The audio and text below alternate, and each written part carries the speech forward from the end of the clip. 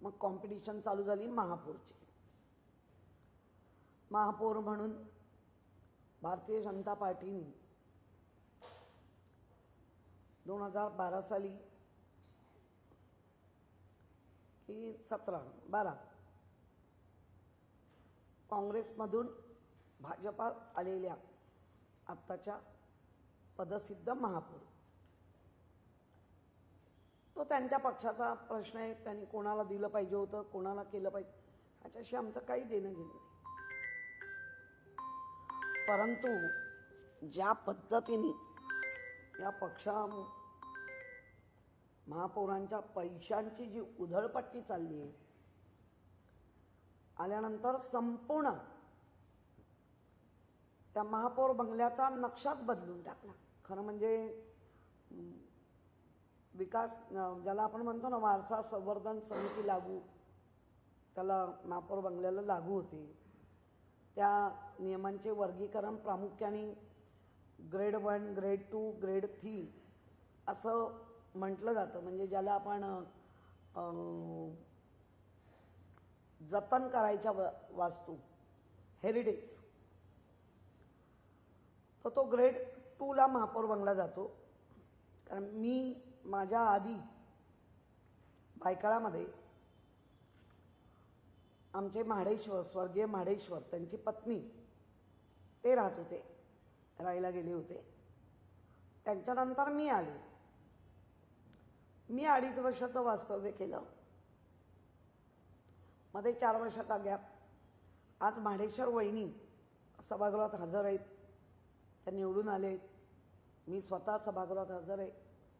ज्या वेळेला मी एक विंडो बदलायचं म्हणून प्रस्ताव दिला, त्यावेळेला मला सांगण्यात आलं की असा प्रस्ताव तुम्हाला करता येणार नाही, कारण ही ग्रेड 2ची वास्तू आहे, त्यामुळे त्या वास्तूला कुठलाही बदल करता येणार नाही.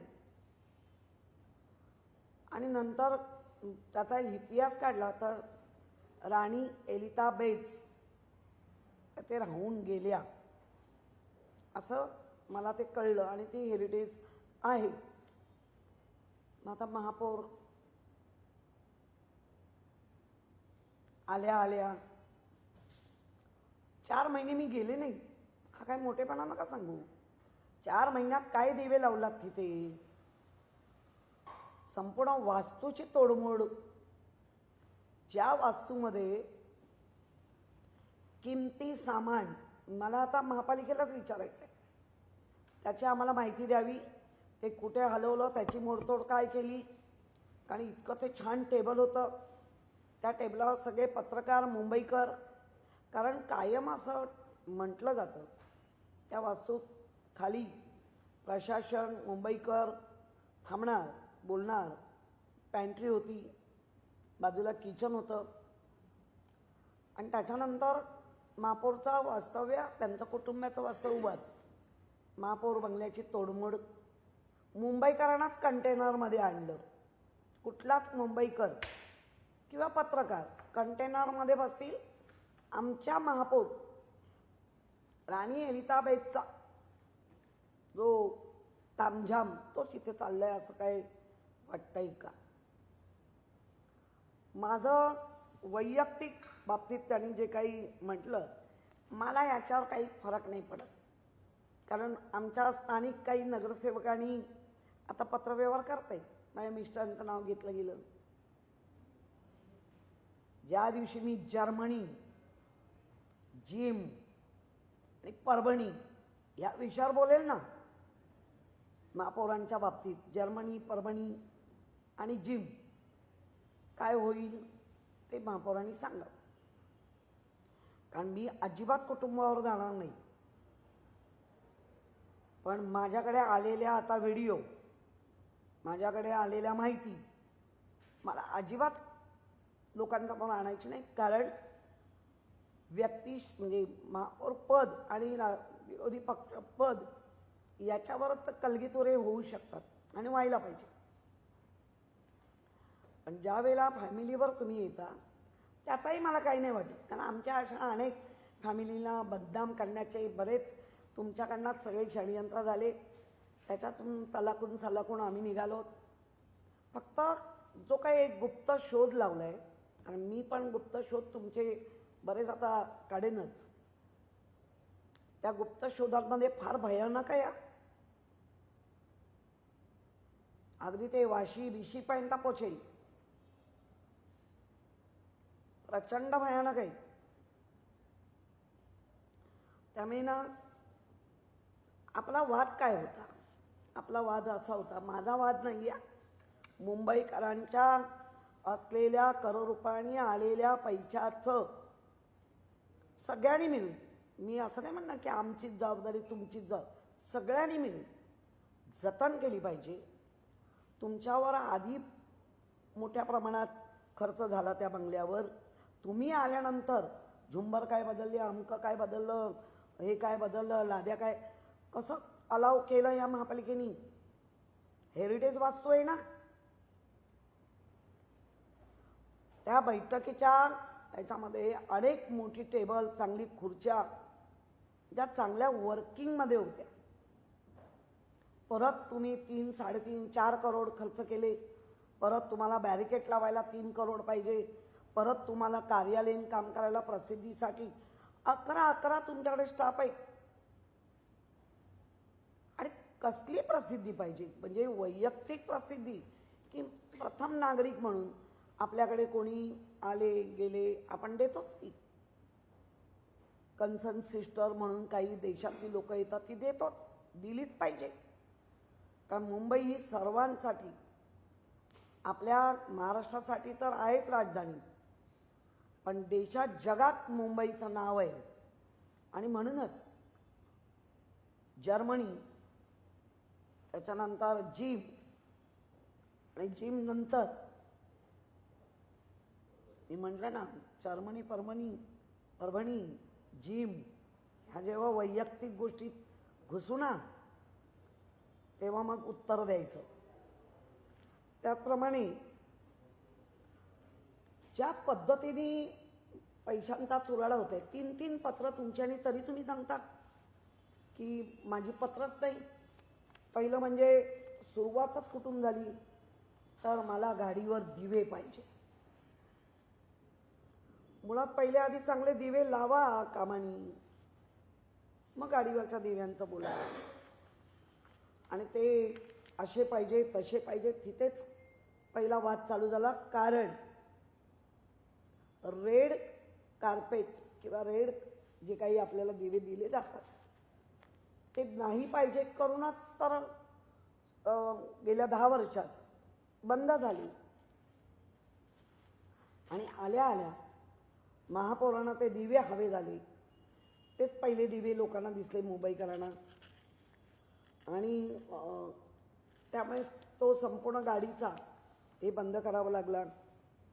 त्यानंतर महापौरांनी दुसरी मागणी केली, काय तर म्हणे माझ्या खाजगी पीएला 50,000 रुपये, आणि काय म्हणे शोध लावला तो निधी म्हणे खर्चच झाला नाही, तो निधी असा खर्च झाला पाहिजे.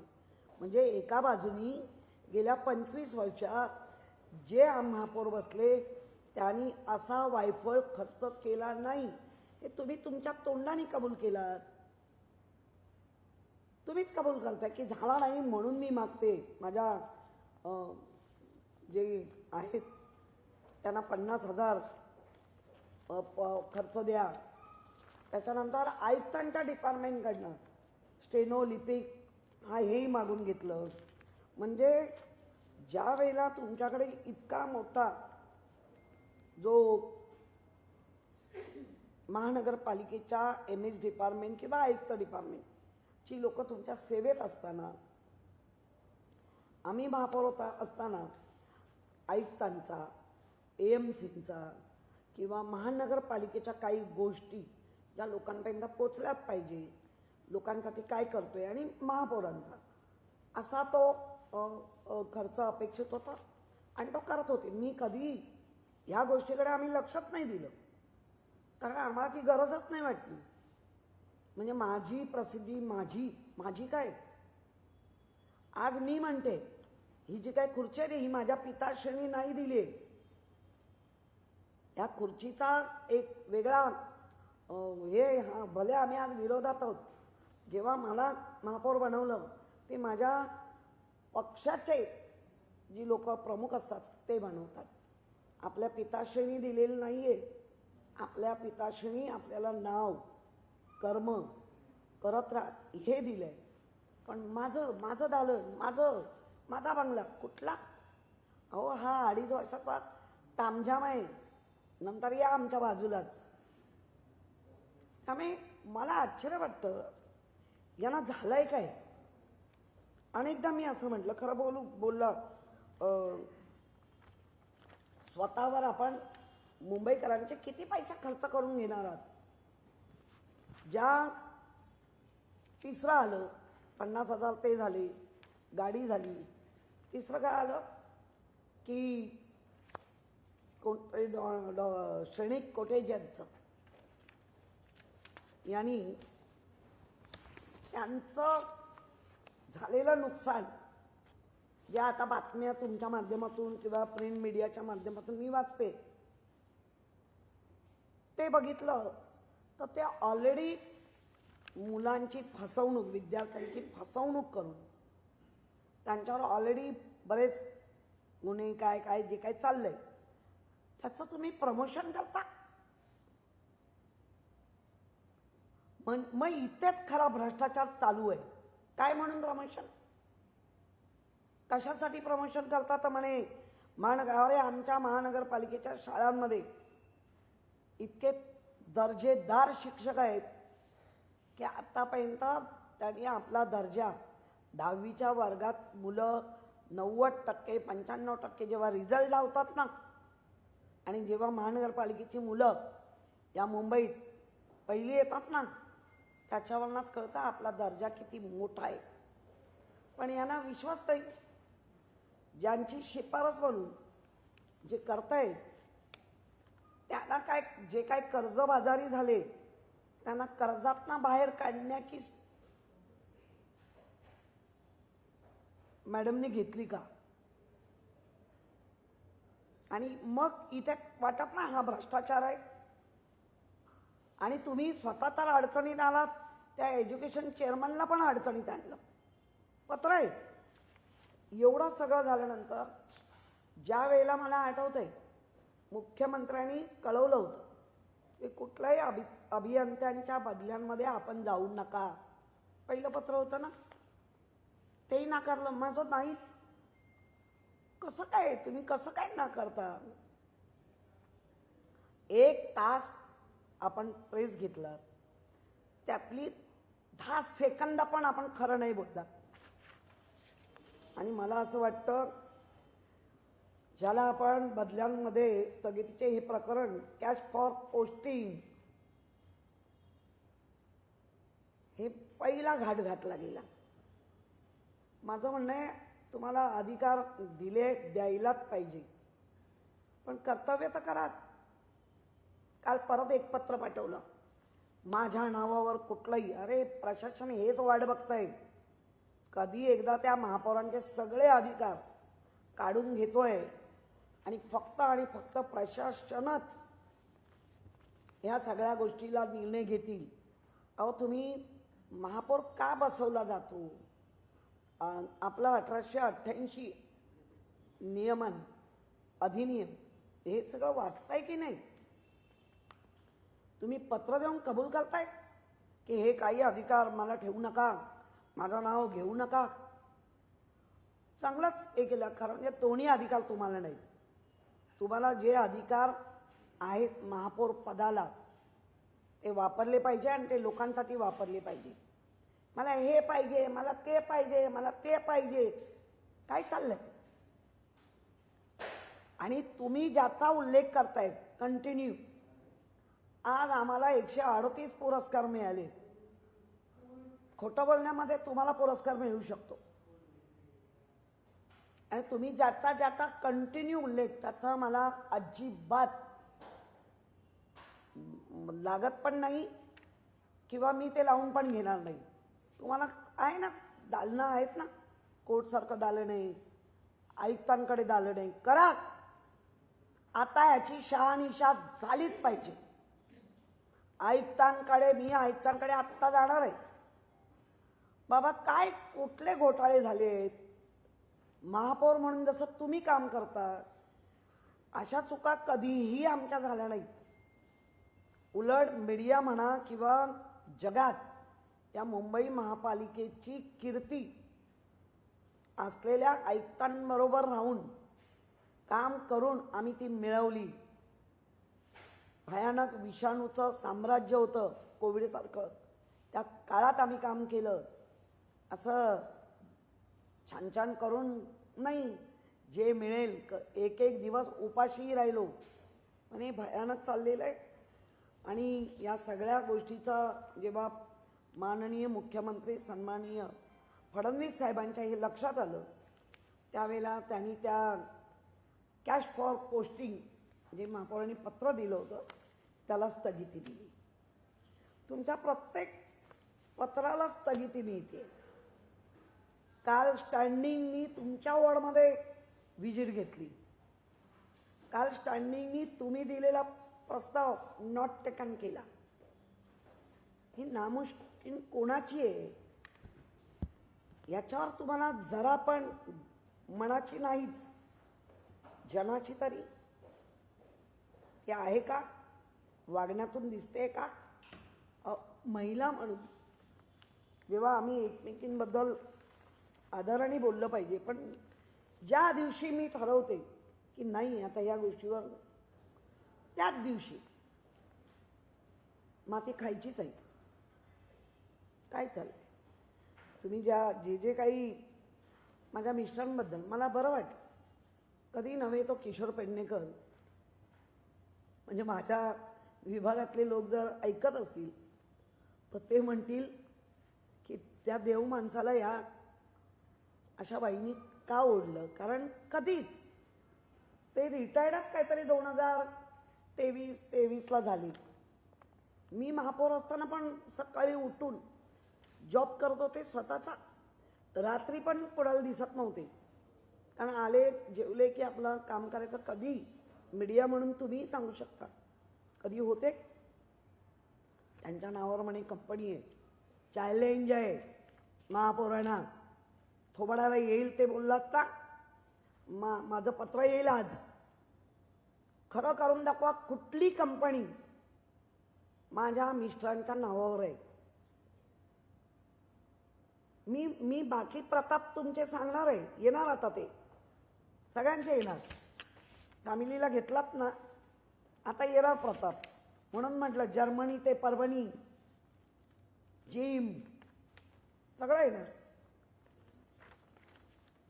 घरात कोण कोणाशी बोलत नाही, कोण कोणाकडे वेगळा राहतो, सगळं येणार. आता मात्र नाक शाबूत राहील याची काळजी घ्या. कारण आरोप करताना प्रूफ द्या. मी प्रूफ देऊन बोलणार, असं पत्र देणार आणि बोलणार. ज्या गोष्टीचं तुम्ही आरोप करता त्या गोष्टीच्या चौकशा काही संपल्या, काही चालू आहेत. काय आहे, माझं काहीच प्रॉब्लेम नाही. कधीही करा, कुठेही करा, कशीही करा. म्हणून परत परत सांगते, जिम जर्मनी ते परभणी, एखाद्यांच्या घरात घुसून त्या घराचा आखाडा करणं हे मला आवडत नाही आहे, मी करू इच्छित नाही. परंतु जर आपण अशा प्रकारे आज ते कोटेजाचा तुम्ही प्रमोशन केलं, 2022 पासून दिवाळा निघालेला क्लास त्याचं तुम्ही प्रमोशन करता, याचा अर्थ काय? काय घ्यायचं? म्हणजे ज्या गोष्टी नाही घडल्या, बरं त्याच्यात तुम्ही जे म्हणताय हे पत्र माझं नाही, ते पत्र, सगळ्यावर आवक जावक. अगदी काल काय त्या कोण पीए, त्या पीएनं तर आता ते यावंच लागणार आहे त्यांना, पण त्यांची टेप वाजवली, ती किती खराडी ती खोटी ती आता आणणार, त्या पण अडचणीत येणार. कारण तुम्हाला MS डिपार्टमेंट काम करायला बसवलंय, काय उचापती करायला बसवलंय? हा पण प्रश्न आहे ना. त्यांनी नंतर हेही सांगितलं की माझ्या दालनात की कागदांची हो मी माझे दिलेले पत्र ती पत्राची उत्तरं का दिली नाही हेच तर मी मागितलं आणि आपल्याकडे ती आहे म्हणजे काही चॅनलवाले असे असतात ते आले होते. त्याच्यानंतर मी एम एसला बोलवलं, एम एसच्या असलेला स्टाफ त्यांना बोलवलं आणि म्हटलं द्या कागदपत्र माझी द्या. त्यांनी कबूल करावी की आम्ही त्या महापौरांची कागदपत्र दिली वैयक्तिक, मी कशाला मागू. त्यामुळे मला असं वाटतं फारच महापौरांचा कारभार बेताल चालू आहे. कुठल्याच गोष्टीचं त्यांना तारतम्य राहिलं नाही. ज्या गोष्टीवर फोकस केला पाहिजे त्या गोष्टी फोकस होत नाही आहेत. फक्त मला द्या एवढंच चाललंय. आणि काल त्यांनी एक जे वाक्य वापरले झारीतले शुक्राचार्य, मुळात झारीतले शुक्राचार्य कोणाला म्हणतात माहिती आहे का? जेव्हा स्वकीय त्रास देतात. आम्ही तर विरोधातच आहोत आणि आम्ही विरोधात आहोत तर विरोधात 90% चूक आहे ती बोलणारच. पण झारीतले शुक्राचार्य हे कोणाचं नेतृत्व करत होते? ती दंतकथा ऐकून घ्या. राक्षसांचं नेतृत्व करत होते. कच, दमयंती, शुक्राचार्य या सगळ्या गोष्टी जरा समजून घ्या. मग असे कोण राक्षस आहेत तुमच्या पक्षात की जे तुम्हाला त्रास देत आहेत?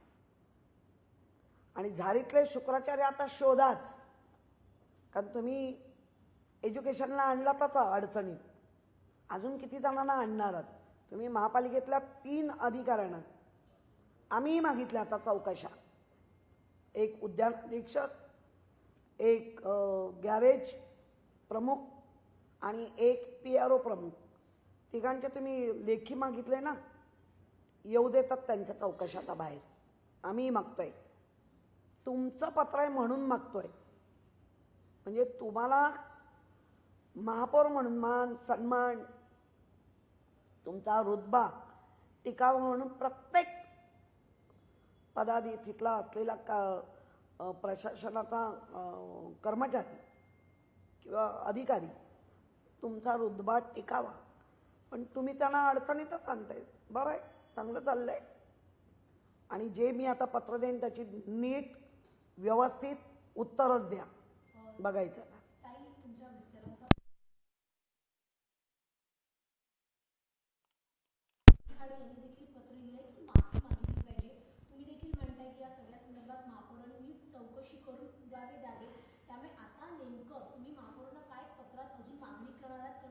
नाही नाही, महापौरांचं बेताल वागणं आहे. खूप खोटं बोलतायत. प्रत्येक गोष्टीमध्ये त्यांचा स्वार्थ आणि भ्रष्टाचार दिसतोय.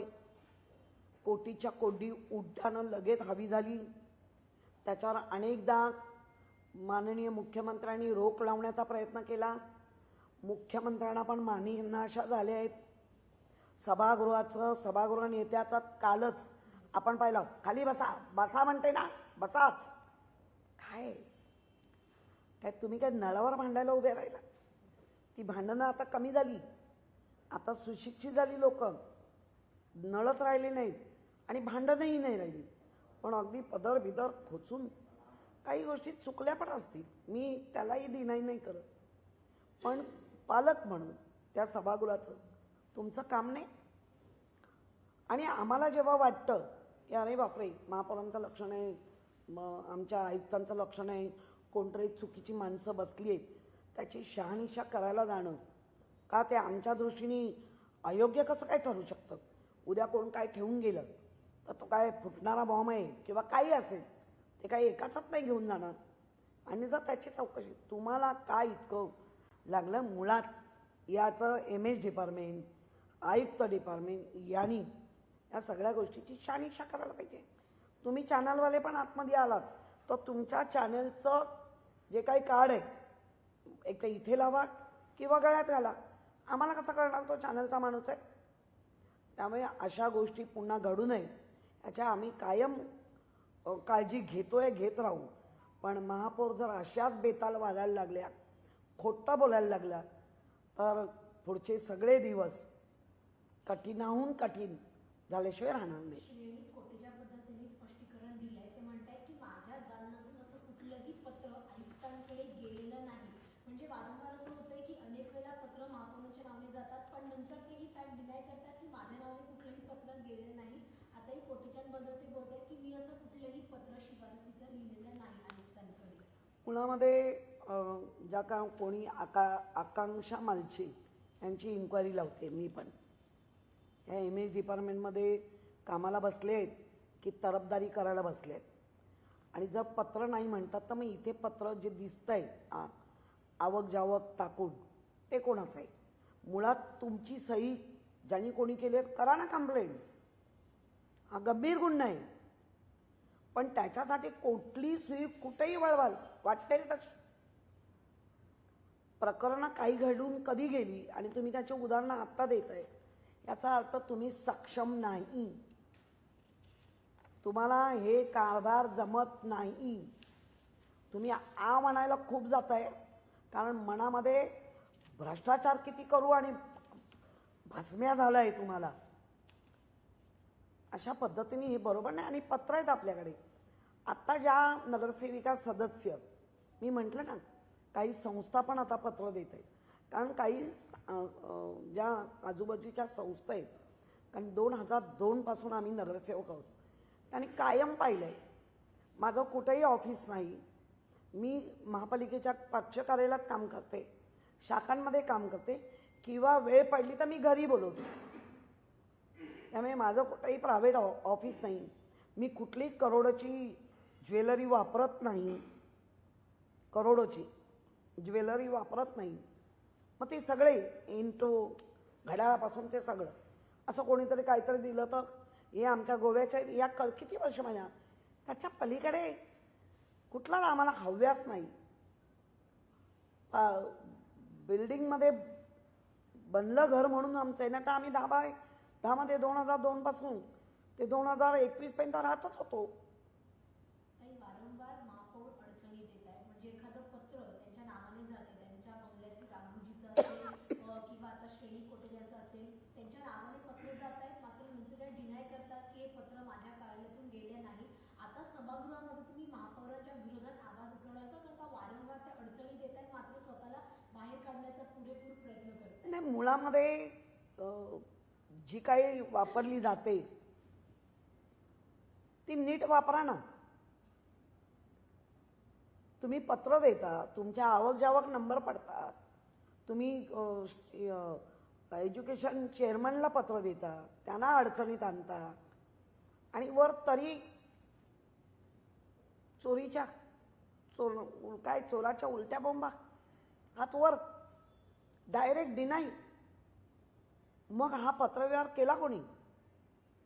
तुमचं पत्र ज्या आकांक्षा मालची याने आता ते सिद्ध करावं.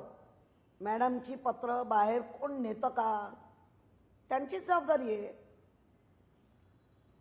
आणि त्यांनी आकांक्षा मालचे यांची ऑडिओ टेप केली. खरं म्हणजे हे रॉंग आहे. सेक्रेटरी डिपार्टमेंटच्या लोकांची स्वतः महापौरांनी माहिती घेण्यासाठी फोन करायची आणि त्यांची टेप करायची. हा गुन्हा आहे. हा महापौरांनी गुन्हा केलाय. आता त्या आकांक्षा मालशेना कदाचित तो मान्य असेल नसेल, पण आम्हाला तो गुन्हा वाटतोय. आणि आकांक्षा मालशे या भ्रष्टाचारामध्ये त्यांच्याबरोबर किंवा काय मिळवण्यामध्ये त्याही सामील आहेत का असा आता प्रश्न आहे. मुंबई महानगरपालिकेचा जनसंपर्क विभाग हा मुंबई महानगरपालिकेच्या प्रसिद्धीसाठी सक्षम असताना महापौर असं म्हणतात की मला कोणीतरी सक्षम व्यक्ती द्यावा आणि यासाठी ते मुख्यमंत्र्यांकडे मागणी करणार आहे की मला सहाय्यक आयुक्तांनी त्याच्या वतीनं एक एक्सपर्ट सोशल मीडिया संभाळणारा द्यावा. MPSCचा सहाय्यक आयुक्त असावा मागताय ना, मग MPSC म्हणून घ्या. कारण एन वॉर्डमध्ये ज्या वॉर्ड ऑफिसरची खुशमती करून बसवलंय ना त्याच्यामध्ये पण मोठा भ्रष्टाचार आहे असं आता आम्ही एन वॉर्डच्याच लोकांकडनं ऐकतोय. जे कोणी बसवले आहेत ना एक्झिक्युटिव्ह मेहरबानी करून, त्यांचा पण त्या वॉर्ड ऑफिसरांची सगळी माहिती आमच्याकडे मागवतोय जे एक्झिक्युटिव्ह होते त्यांना वॉर्ड ऑफिसर केलं. त्याच्यामध्ये जो लाभाचं काय आहे ना त्याची माहिती आली आहे. फक्त एकच आहे, ते लाभाची घेतलंय त्यांनी कबूल करावं. आणि त्याच्यात असं काय पाहिलं की त्याला लगेच तिथेच असताना त्यालाच वॉर्ड ऑफिसर करण्याचा शिफारस करावी. मी आयुक्तांना विचारणार आहे, हे आयुक्तांचा प्रश्न आहे. असं काय तुम्ही त्याच्यात पाहिलं की कोणी शिफारस केली आणि काय पाहिलं? किती असे हुशार अधिकारी असताना त्यांच्यावर अनेक बाकी पण त्यांच्याबद्दलची लोकांबद्दलच्या कंप्लेंट्स आहेत आणि त्यांना तुम्ही परत वॉर्ड ऑफिसर, तुम्हाला कारभार तो मग नीट मिळणार. त्यामुळे मला या सगळ्या गोष्टीचा आता मी पूर्ण पाठपुरावा घेणार आणि ज्या ज्या गोष्टी त्या मी बोलले त्या सगळ्या गोष्टीचा पत्राद्वारे, आता नुसतं हे नाही तर पत्राद्वारे त्यांनी त्याची उत्तरं द्यावी. कुठली कंपनी, कुठला माझ्या नवऱ्याचा आहे, नाहीतर माझ्याकडे सगळी रील तयार आहे. हां, गणपतीच्या आधीच कदाचित फुटतील बार बार बार बार आहेत ना, बार फुटतील.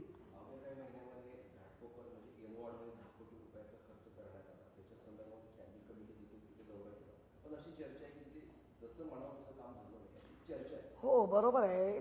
ज्या DPDCतून फंड बऱ्यापैकी दिला गेला, DPDCतून 4 वर्षात, त्याच्यानंतर ह्यांनी 58 करोड एक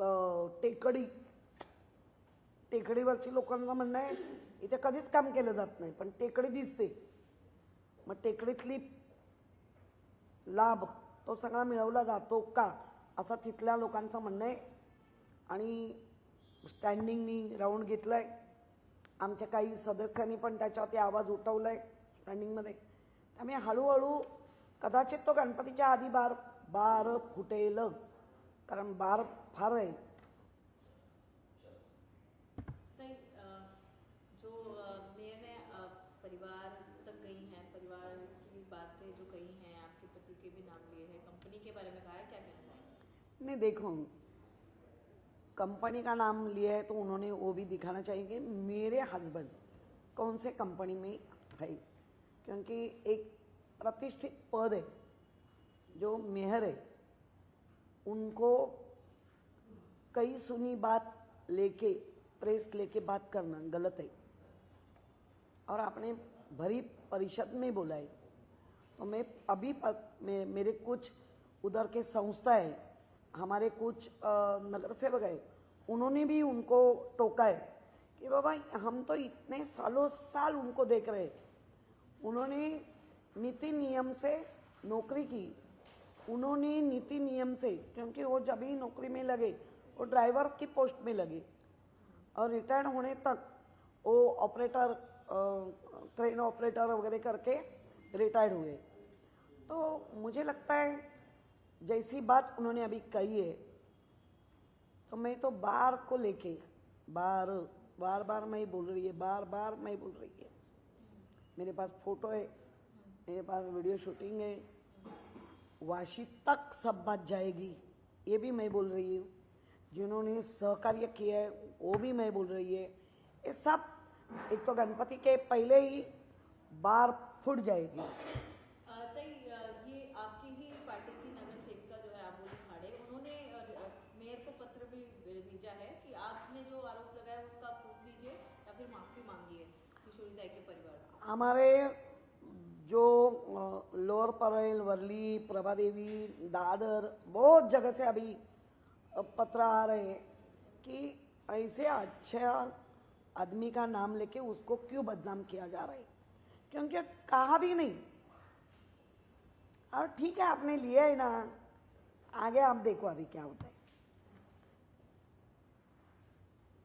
और ये खिचड़ी, मेयर ने ये भी जिक्र किया है खिचड़ी खाऊताई, उसको लेकर क्या कहेंगे? नहीं माँ, मुझे खिचड़ी बहुत अच्छी लगती है, लेकिन कोविड काल की खिचड़ी इनके पास गई नहीं लगती है.